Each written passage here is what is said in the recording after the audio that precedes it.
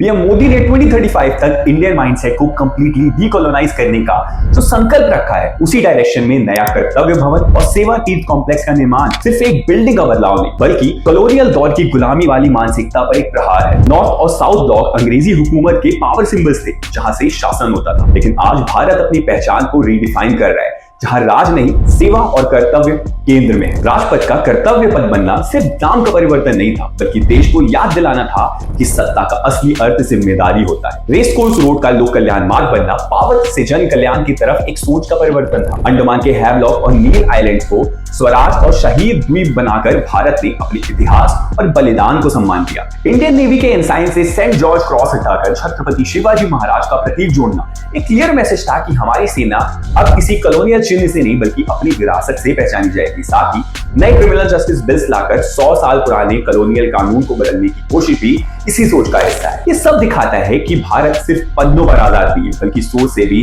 आजादी की तरफ बढ़ रहा है। नया कर्तव्य भवन इसी नए युग का प्रतीक है, जहां गुलामी की मानसिकता की जगह सिविलाइजेशनल कॉन्फिडेंस और राष्ट्र निर्माण का संकल्प है। और भारत दुनिया को दिखा रहा है कि 2035 तक हम अपनी कहानी सिर्फ लिखेंगे नहीं, बल्कि अपनी सोच से जिएंगे।